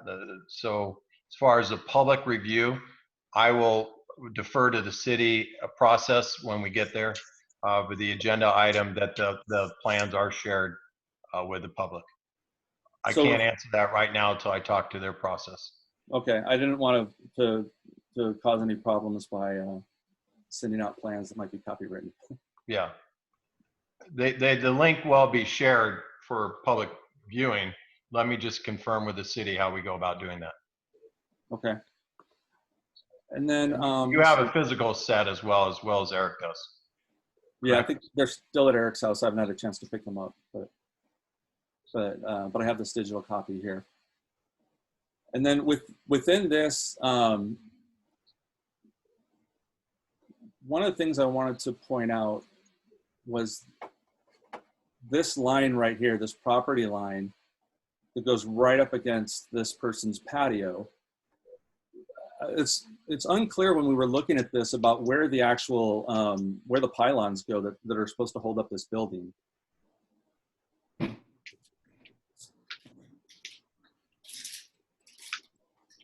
Is there any indicator on these where those pylons go, or where the building pylons? You mean the columns for the deck to hold up the structure, right? They're on their property. Brian, if I can interrupt quickly, you're currently the host. If you could please unmute Tyler Sandstrom.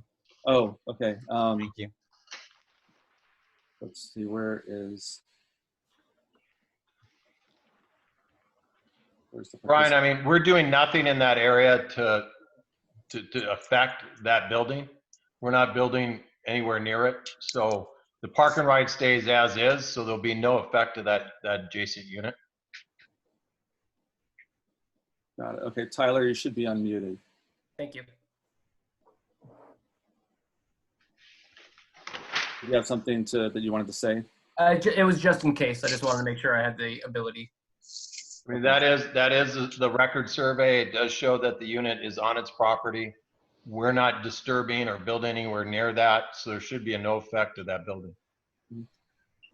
How is the maintenance access going to work for this? This is basically like kind of a common area, for lack of a better term, but the Provençal's been maintained. You see that stairway down to the left? They come up there to access area for getting back to the back and maintenance of that area.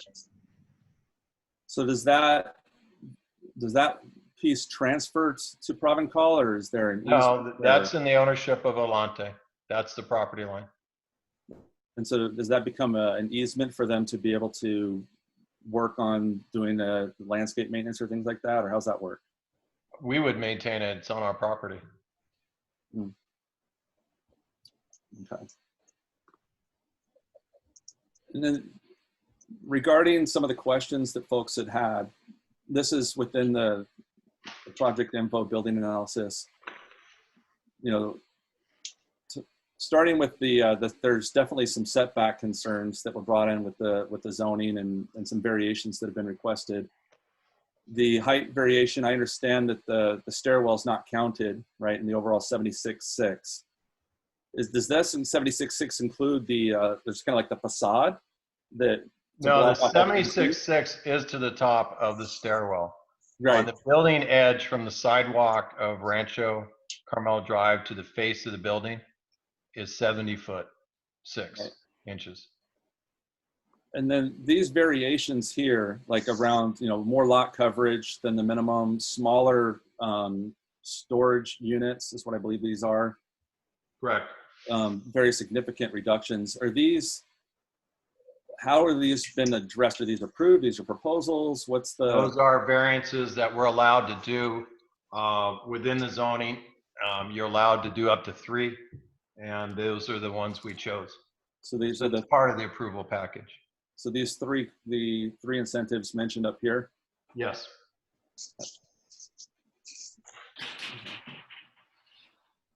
And then, yes, that's the storage lockers. We talked about the number of, there was another issue around some of the common area space. So if I look through the review cycle notes that we had here, And there was a note about like a patio size or something like that. So, correct. It was they wanted calculations of each balcony, as well as the common area on the what I said, that where the co-work location is in the indoor and outdoor patio. All those square footages had to be analyzed and made sure we meet the common area requirements. there it was. Yeah, because obviously we haven't seen a full set of responses to these. So we, as far as we know, we don't know how these got cleared. We can definitely email you the final staff report when it comes out, Eric, or I'm sorry, Brian. Okay, that's what we're looking for. To have. We have gotten through those comments. They're in the preparation of part of the docketing to Planning Commission is to write a final staff report. You would get a copy of that. Got it. But we have cleared all the comments. And then, you know, this is for anybody who lives in the area very well aware, but I just want to get this in, you know, for the sake of what we've evaluated when considering this design and this project. And location here, OG's, right? We zoom in a little bit and we have the park and ride. The Sabre Springs Transit Station is miscategorized as a transit priority area, as is the Rancho Bernardo one, which is causing a lot of problems. Hopefully our politicians in the future can realize that 2 buses downtown and 1 bus to Walmart does not make a real mass transit center. We recognize that the closest reasonable shopping. Brian, there's some extra people unmuted. If you could, or well, they're board members probably. So board members, if you're unmuted, please mute yourself. I just muted you. Thank Joe. you. Thank you.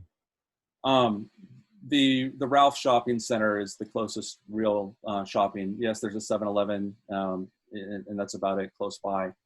And the school is uphill going this way, and there's no bus service that provides service here. And the job centers that were presented in the Planning Commission meeting are in Carmel Mountain Ranch, Rancho Bernardo were kind of 2 of the examples that were shown, right? So the ones over here where the post office area is, and then further north where, I don't even know if HP is still over there anymore, but way up here. If you can, technically you can actually get on a bus and go to Rancho Bernardo and then take a work shuttle to get to the office. But anybody working in Sorrento Valley or other parts of the city, mass transit's really not an option. And for the 15 folks that are in affordable units, you know, Uber is probably not an economical option either. So the City of Villages concept is about walkable communities, right? Kind of mixed use communities. And one thing I want to really point out is, as a community as a whole, you know, is not a NIMBY community. It's a smart growth community. And if we want to talk about smart growth and deal with housing supply, there's a wonderful shopping center over here that's prime property to become mixed use that has walkability to restaurants and shops and things of that nature. So this particular spot being kind of the gateway, you know, there's one gateway here, there's a second gateway here into our community. To have a 70-foot tower that's not really walkable to a lot of things. I think the walkability score in Provencal is like in the low 20s according to Redfin. It's just, its current proposal is not a fit for this location. So that's been the recommendation that we've had. The proposal went from 48 units to 50 units. The height has stayed the same. The parking spots have reduced. So that's kind of a summary of where we've gotten to this point. And I appreciate you answering the couple of questions that I had on the status. And with that, I will stop sharing and let me pass the host back to you, Eric. Yeah, I think I might have to, I'm not sure if I can. I can make you a host. Okay. And I just did. All right, thank you. Scott, obviously we're over time here. However, probably only fair to give you time to respond to any of those inputs or say anything that you'd like to say about that. So feel free. Not really. Brian's been consistent. He's done a lot of homework. I appreciate it. I do want to say we are in a recognized transmit priority area. The city has acknowledged that.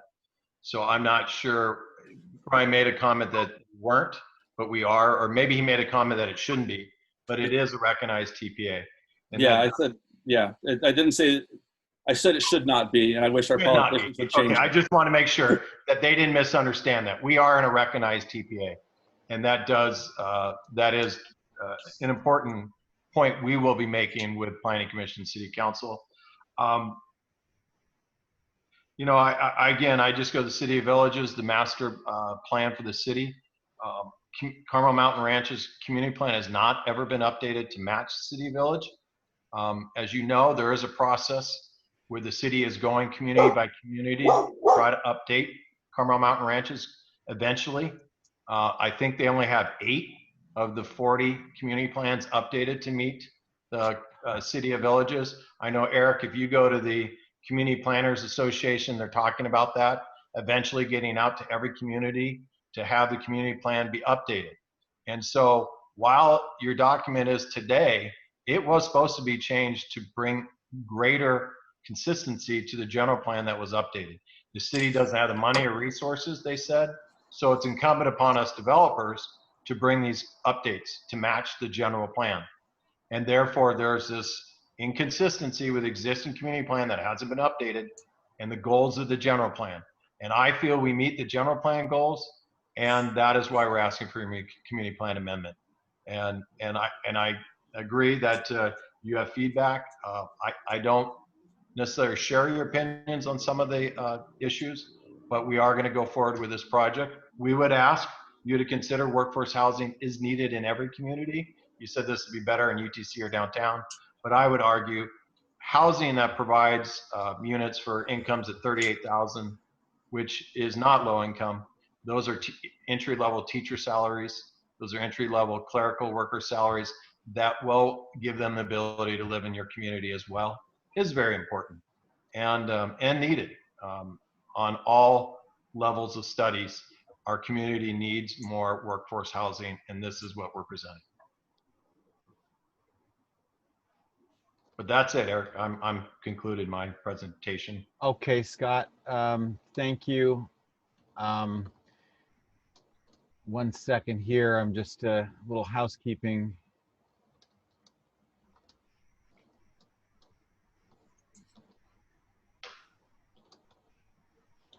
Okay. So lots of other. Let me go. I'm scrolling back up now through the comments that have been entered from community members, and I'm just looking for.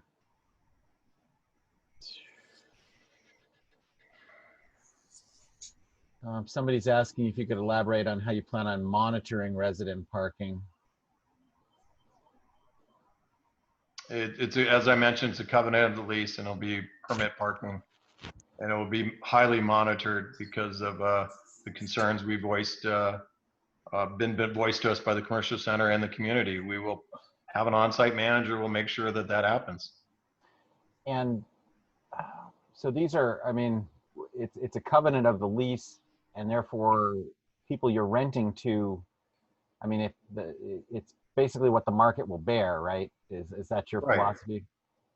Keep in mind, the city passed a resolution, it was brought up in the subcommittee, that this density and this zoning allows 0 parking. And Eric, you know that went through city. So we are meeting the 1 unit per requirement that we believe market rate will bear. Yes, what Scott says is true. This is what the city of San Diego has done in passing.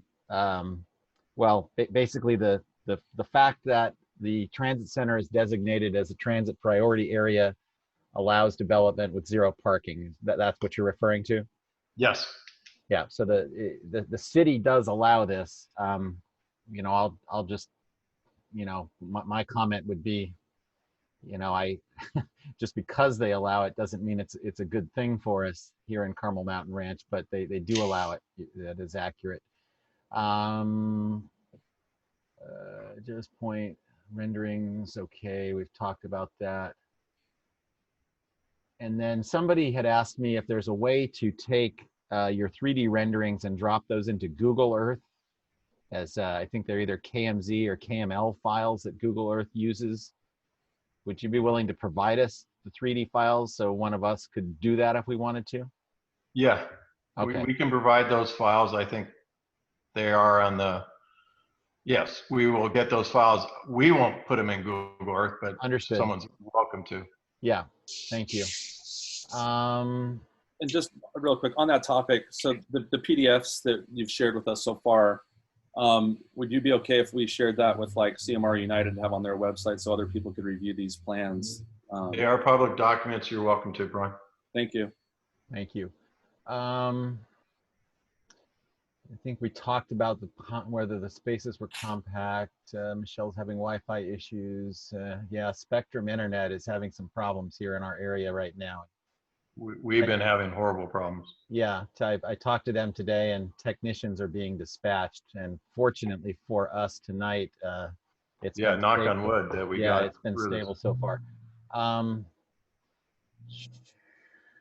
Rich wanted Scott to explain the colors on the picture. I think he was referring to that diagram, and I believe you did, Rich. If you still have a question about that, you can message in the chat here for me. Condo owner views, setback.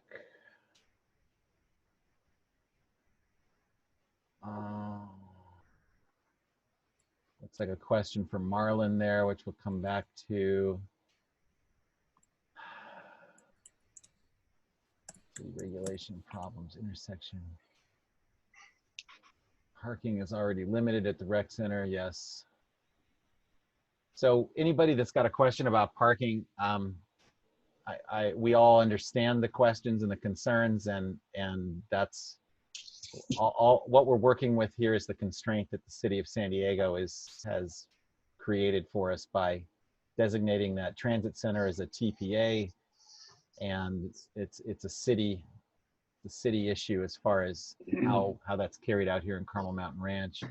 Kurt had some more comments about the landscape areas. Kurt, if that's still an issue, you can message here. Scott already answered Rich's question. Karen Vogue has 2 questions when it opens up. Okay, so Karen has 2 questions. Have soil studies been done for the pylons? Can soil withstand 4-story structure? What if Scott sells the building? Will the new owner require 1 car per unit and monitor parking? So that's kind of 2 or 3 questions there, Scott. Yes, on the soils, caissons will be required. It's very good soils, and the pylons will not be anything significant at all to go around the park and ride to create us the substructure for the wood frame apartments. So we have studied that. As far as the selling, at this time we don't have any intent to sell it. So I'm not sure. I mean, the market, it is what it is. I intend to build it. So what we said here tonight, it stands. Okay. Okay, so are there, I kind of breezed through a lot of the community comments, and I think as the community members that are still with us here tonight, you heard the board's questions and comments, and a lot of those echoed your own. But does anybody else have anything before there's a motion made here?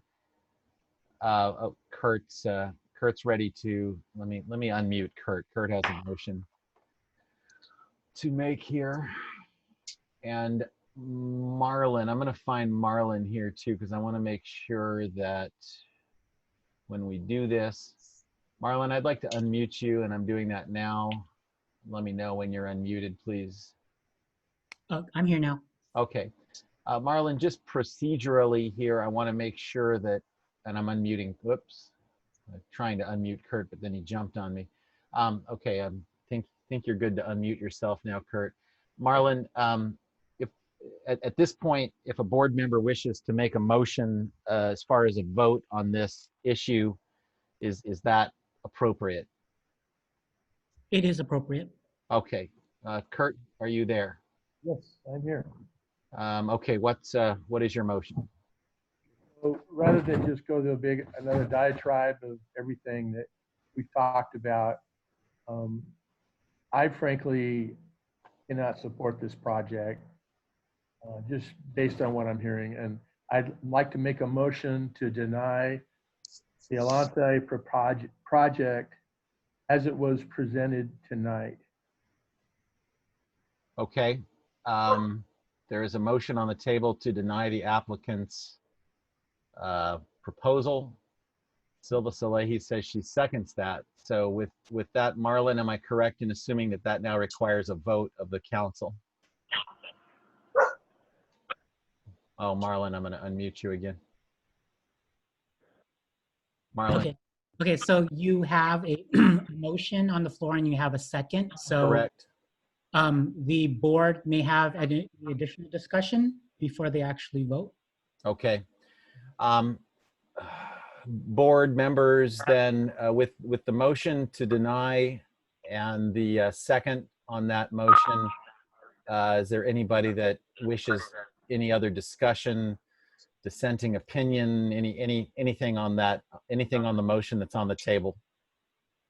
I'm watching the chat for anybody who wants to expand on that or refute or anything. John Chu. Transit center, there is a transit center nearby per the current plan that is within the distance, yes. So John Chu, oh, okay, John Chu. Number one, parking per the current transit plan, no parking required, yes. And two, yes. So John, is that necessitating any other discussion from you, or are you prepared to vote on the motion that's on the floor at this point?